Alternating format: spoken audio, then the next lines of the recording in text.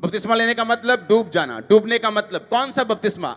बपतिस्मे का मतलब है इमर्ज, बैप्टिजो, इमर्ज हो जाना यानी डूब जाना, पानी के अंदर चले जाना, कब्र के अंदर चले जाना। जब लोग कब्र में किसी को गाड़ते हैं तो वो इतनी सी मिट्टी में गाड़ते हैं, 2 बूंद मिट्टी ऐसे पूरा गाड़ते कि नहीं? बपतिस्मे का मतलब है यीशु मसीह के साथ गाड़ दिए जाना। जब पानी में आप डुबकी लगाते हैं आपका मतलब कि आप यीशु मसीह के साथ मर गए। जब बाहर आते तो यीशु मसीह के साथ जी उठे, जिस तरह यीशु मसीह मुर्दों में से जी उठा। तो बाइबल कहती है जब आप बपतिस्मा लेते हैं, जब आप तौबा करते हैं कि परमेश्वर तू मेरा उद्धार करता है, तू मेरा परमेश्वर है, मैं अपनी गलतियों को मानता हूं, मैं तेरे साथ संबंध रखता हूं, अब मैं बपतिस्मा लेता हूं। बाइबल कहती है आप तौबा में आ जाते हैं, आप रिपेंटेंस में चले जाते हैं।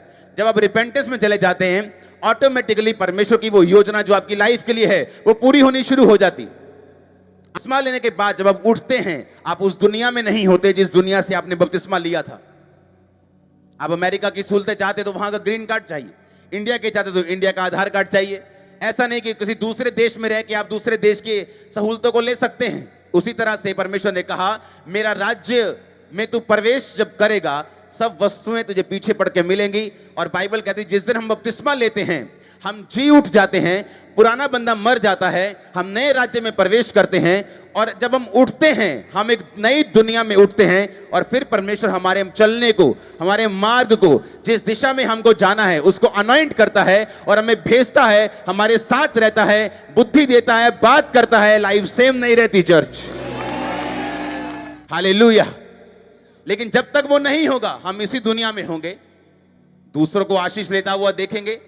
इस दुनिया में रह के हील भी हो सकते हैं बिना बपतिस्मा लिए, लोग होते हैं, क्योंकि ये परमेश्वर की नेचर है, ये उसकी नेचर है, ये उसका स्वभाव है। लेकिन परमेश्वर ने कहा अगर तू अनंत जीवन लेना चाहता है, अगर तू ऐसा जीवन लेना चाहता है जहां रोज तेरी हीलिंग हिस्सा हो, जहां एक बार नहीं रोज रोज मिरेकल्स हो, रोज मैं तेरे जीवन में रहूं, रोज मेरी उपस्थिति हो, रोज मैं तुझसे बात करूं, रोज तुझे छुड़ाऊं, रोज तेरे साथ चलूं, तुझे मेरे राज्य में प्रवेश करना होगा, तुझे आत्मा में नया जन्म लेना होगा, तुझे बपतिस्मा लेना होगा, रिपेंटेंस करनी होगी, तौबा करनी होगी, मन को फिराना होगा, अपनी सोच को बदलना होगा। भैन जी ले लिया बपतिस्मा तुम? ना मैं नहीं ले लिया। जो मैनू आवाज आऊगी ना उत्तों, कहां उत्तों, कित्थों? जो मैं आपको बोल रहा हूं ये उत्तों ही है, जो बाइबल बोल रही है वो उत्तों ही है। अब वो क्या लेते हैं, परमेश्वर आपको अलग से आवाज देगा आके। जो चीज बाइबल में लिखी हुई है उसकी आवाज कभी परमेश्वर नहीं देता। उसको भी रेस्ट करना है ना, ये देखना है कि मुझे परमेश्वर के राज्य का वीजा चाहिए कि नहीं चाहिए। उसका वीजा कैसे मिलेगा?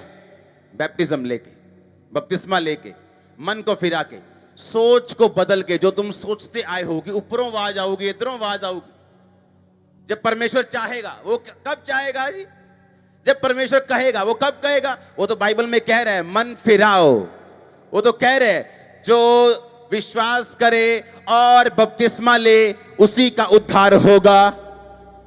तू बच, तेरा घराना बचाया जाएगा।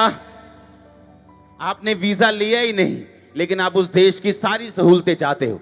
आप चाहते हो प्रभु आपसे रोज बात करे, आप चाहते हो आपका बच्चा छुड़ाया जाए, आप चाहते हो आपका फाइनेंस ठीक हो जाए, आप चाहते हो कि हीलिंग सदा आपके साथ रहे, लेकिन आपको उस देश का तो वीजा ही नहीं है आपके पास। पासपोर्ट तो खाली है आपका, क्योंकि आपको अपने पड़ोसी से डर लगता है। आपको अब कितना टाइम तुम लगाते हो तुम सोचो, कितना लगाना है तुम सोचो। अभी भी सोचना है कि नहीं हल्ले नहीं, महीने के बाद लेने। क्या करना है वो एक महीना? एक महीने में अगर कुछ हो गया और नरक चले गए फिर क्या करोगे?